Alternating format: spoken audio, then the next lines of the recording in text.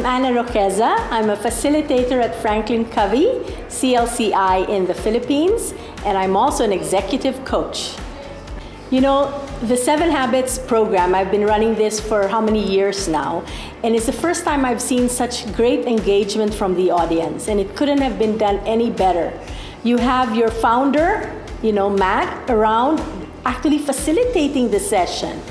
And when you talk about 7 habits, it's got to start from the top. And that's going to show a very clear message to the others that this is the culture that you really want to expose people to. So this isn't just about a class that people attend. This is really about a culture that people will start to imbibe, the habits that they'll start living, and it couldn't get any better. I think it's a lot more relevant in terms of how they've done the activities, how they've pre-purposed the videos that people are doing, and because of today's world, right? Number 1, 7 habits is actually more effective the larger the change that people have to go through. Okay, so people say, Anna, this program's started in 1989.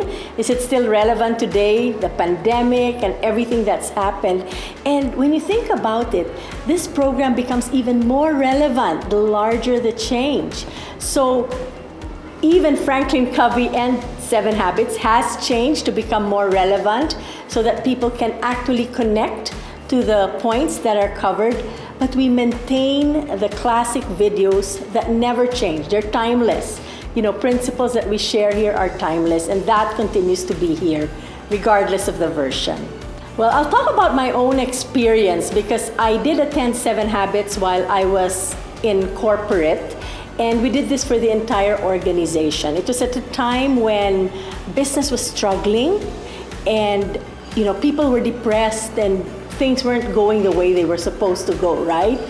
And so 7 Habits kind of got everyone in the same mindset that we can make our own choices, and the decisions that we make will affect what will happen next. So when we started doing this across the organizations, we didn't just change the way we personally felt, but rather we applied it in every point of our work as well. We changed our reward system. We made sure that people would actually really live the habits, and we reinforced each other.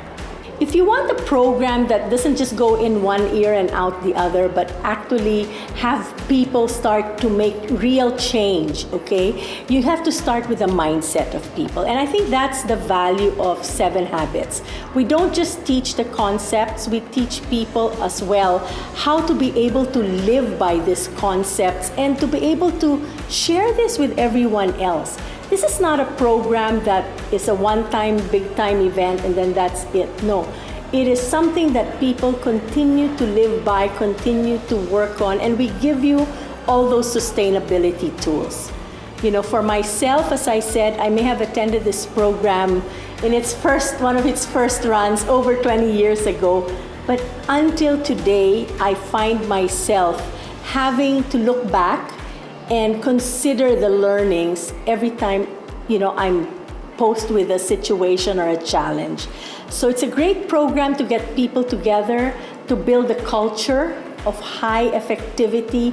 So if you are looking for a program that will make that change, and it's not a one-time change, but a lasting change, the 7 Habits program is the program for you. So when you think about efficiency, we all want to be efficient, right? Do things quickly. But the problem with efficiency is sometimes we'll be successful at the end, and sometimes we'll find we weren't fast enough, right? When you talk about effectivity, and that's really where we are harping on, you're talking about being able to do things repeatedly and getting the results that you want. It's not just the results that people want you to get or what everyone else is doing, but they're the results that matter to you personally and to your organization. And I think effectivity drives the point that this is not a one-time, big-time thing, okay? It's really a lifestyle change where everything that you do is about what are the results that I want and what are the things I need to do today and continuing to practice the principles of effectiveness. Well, usually when we run events like this, we like to keep smaller groups, like maximum of 30 people, simply because you want to have a high engagement.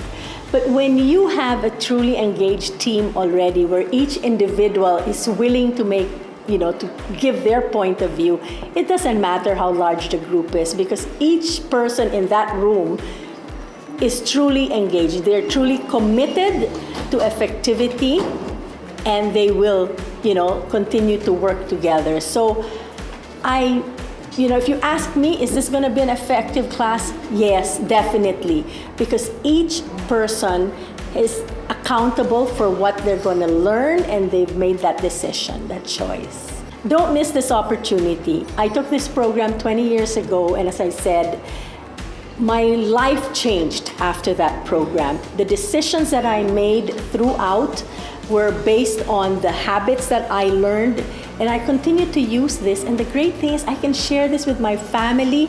I can share this with the people that I work with. It was such a powerful program, and the impact that it made on my life, which is why at the age of 30, I said, when I retire, I'm going to be teaching this program. And that's been how many? 30 years ago. And I am teaching the program, and I love it.